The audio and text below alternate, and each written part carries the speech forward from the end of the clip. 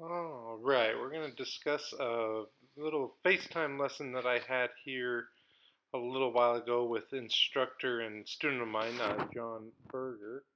So we opened up here.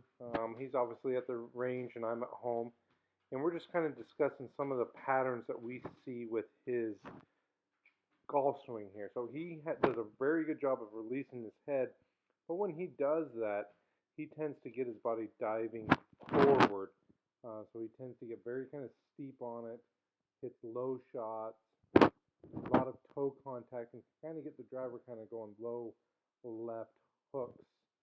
So we're just kind of breaking down his swing. We've worked hard on kind of getting the backswing, getting all his matches through his delivery action.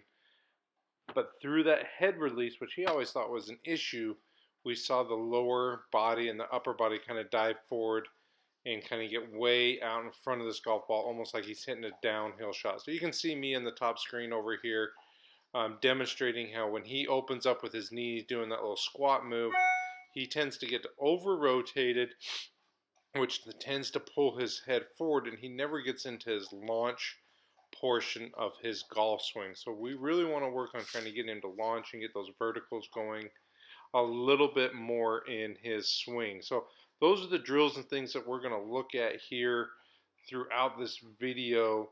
And then at the end, we're going to show kind of what transpired, the changes that were made due to the work that we did here in this video. So once again, we were just discussing his tendencies here and then going to go into some examples of what we needed to do. So the first example, or the first thing I wanted him to try, was just simply a very athletic move that we don't think about a lot, and that's just picking up a golf ball and throwing it down the range. So you'll see here he'll stride forward and then he'll plant his foot, boom, and his upper body's behind his hip, and then it folds over the top of it. So picture, a pitcher on the pitcher's mound or an outfielder throwing the ball in.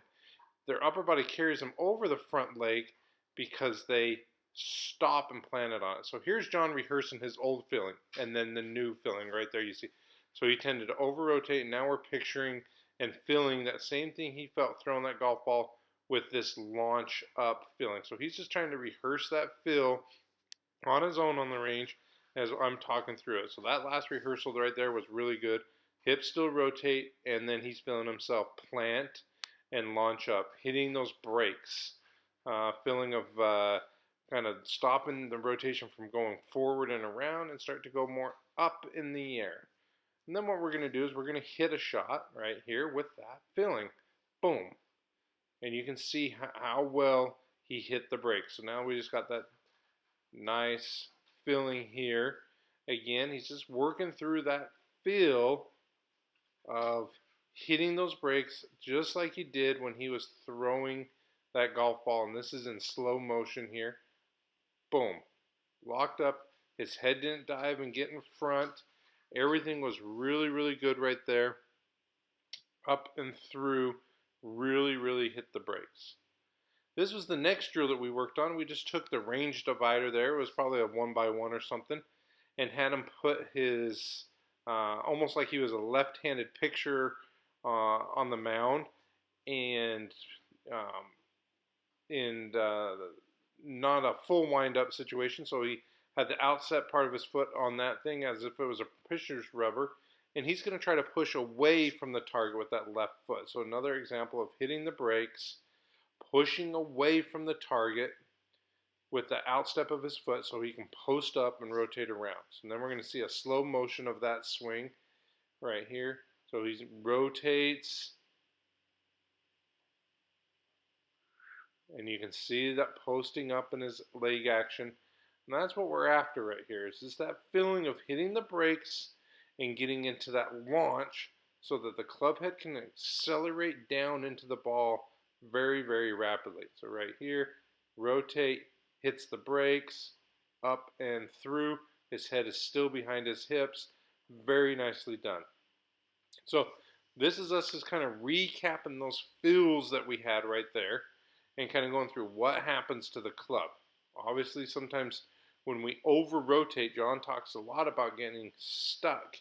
And what tends to happen is if he stays in that squat rotation feeling, that club is going to keep laying down and getting a little bit shallower and behind his hips to where he kind of has to flick at it at the bottom. And John is a player that has a ton of speed, and he's just losing it. So right there was an example of me getting down in there and showing that example of how that club lays down.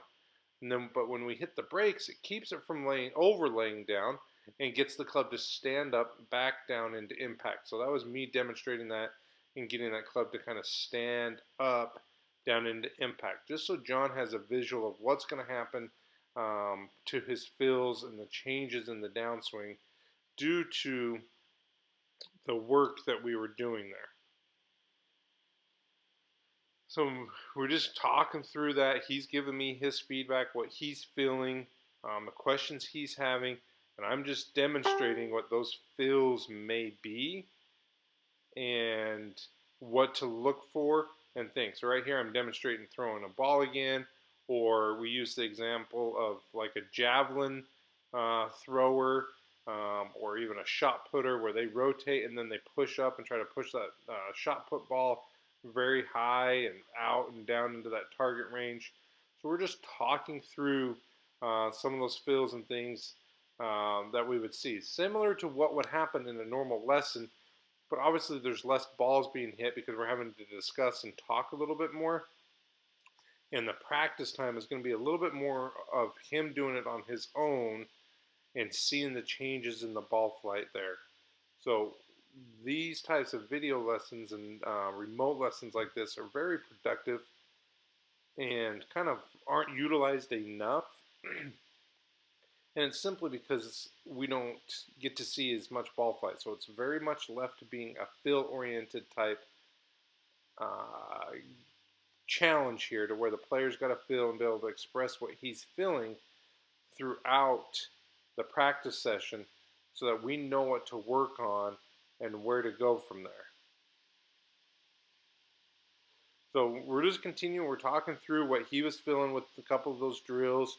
Or maybe starting to talk now a little bit about if he was going to go play here after this practice session or in the next day. How would he take these fills and build them into his pre-shot routine on the golf course? So when he gets on the golf course, he's not overly thinking about popping up on that leg or hitting those brakes. So how do we create a situation to where he can just make a practice swing on the golf course that gets these feels for him and is able to translate into his golf swing without much thought going on? So we're talking now about how he can maybe do that. What could he do? And we're talking about discussing what I call a baseball stride step drill. So just imagine, a baseball hitter, how they take that step as that ball's coming, their hips rotate, and they plant up on that thing and they're angled back a bunch. That's what we're talking about, how he could use that type of feel as a practice swing on the golf course before every single shot, so that his brain is building in those fills without having to think about those fills. We just want to create a practice environment that gets the results we want, that is as natural as possible. I find golf as being a very difficult golf sport because it is a reactionary sport, but you, the individual, is creating every one of those reactions. And it starts right from the static position at the start. We're static. We're having to go hut to ourselves, snap the ball to ourselves, and then walk backwards and go. So if we fumble that snap, just like a quarterback, everything's off, but now we have to correct it ourselves. So those are the hard things that we need to work through. So now we're demonstrating right here, I'm demonstrating how we want to get to our full rotation point and how to test that. So the example I'm using here is if we put the club across our thighs and you rotate into impact. Some of us will be able to open up 45, 50 degrees. Some will only be able to open up 10. Whatever that distance is, that's as much as our hips need to be at impact, and then we're pushing up. So John tends to get past his rotation point and kind of skips that launch point. So this was a drill that I was giving him to train when he needs to feel that push up. So once again, that drill is put the club across your thighs, rotate into where you can't really rotate your hips much more, where they feel really strong, that is when we need to start feeling we push up, and that all needs to be happening pretty much right at impact. So that's something you all could do at home, and maybe I'll do another video demonstrating that feeling there for us. But that's what we're talking about here.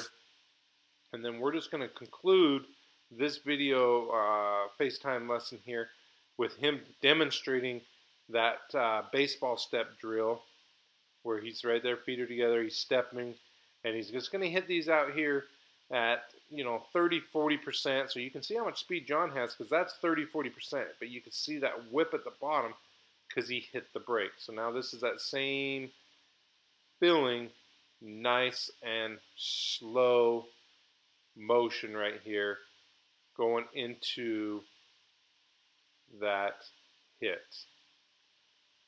So here he's up, step, plant, look at where his head is, angled back, lots and lots of snap. So really good example of a good practice swing that we would like to see John use on the golf course.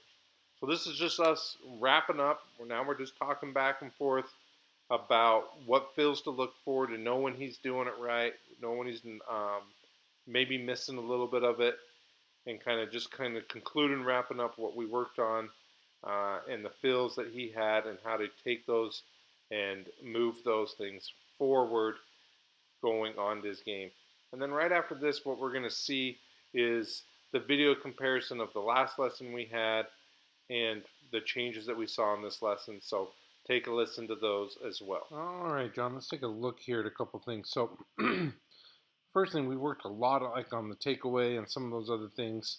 Big concern we've always kind of had with you is your head movement. Now, you always kind of were worried about how your head turned and started swiveling and looking towards the target super early.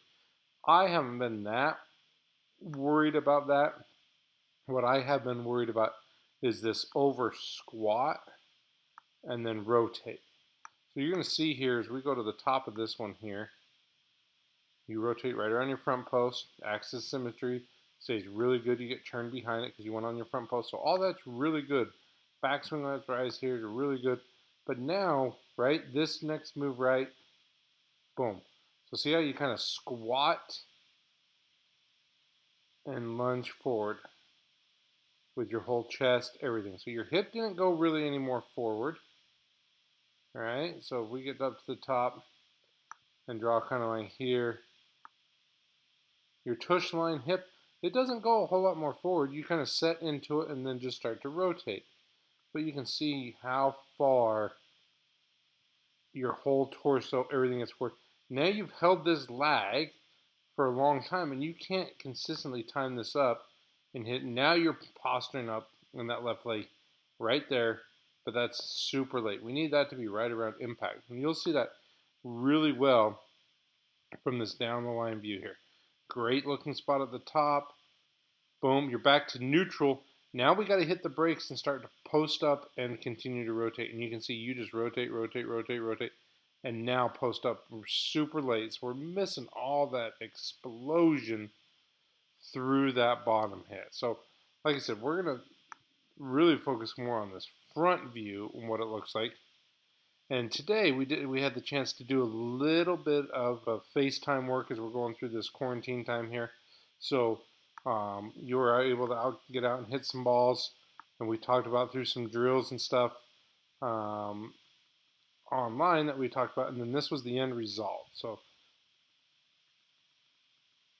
boom, hitting that brake, posting up.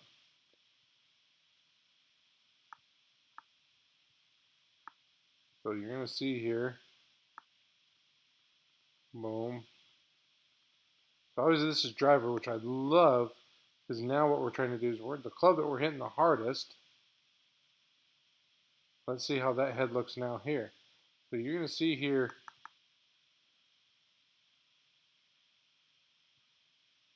as we work to the top, boom, head stays right there. Really good. Boom, boom, There's your neutralize out, back to neutral. And now pushing up. Boom. Look at that explosion a lot sooner. Now look where that head is. Boom. You're actually, as you're extending through, your head is behind that line. Look at this leg here, angled backwards.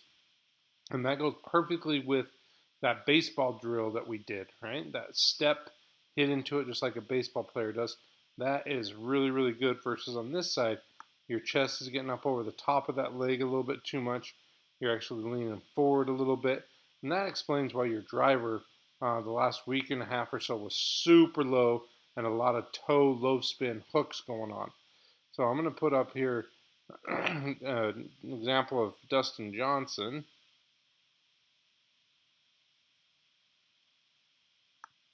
And we'll put him in B. And you're going to see a very similar action to what you've got going on here. Your camera was maybe slightly in front, but fairly much the same. So here's the turn. Boom. Up to the top. Really good. Now his eyes are going to rotate and go this way relatively quickly. Boom. Just like yours did. Then they stop, and now look at his head. It's going to start to back up. Boom. See how his head's starting to go backwards? Goes backwards because he started to plant into this leg, which pushed energy this way, just like a car wreck. He hit the wall. Everything after it hit the wall kicked backwards, and then that gives the club a chance to really sling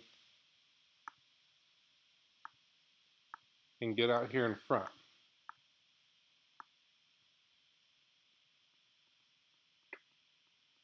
Boom. There. Look at how similar those two looks are right here going through. Really good job. We need more of hitting that brakes and letting the club kind of sling out in front of us.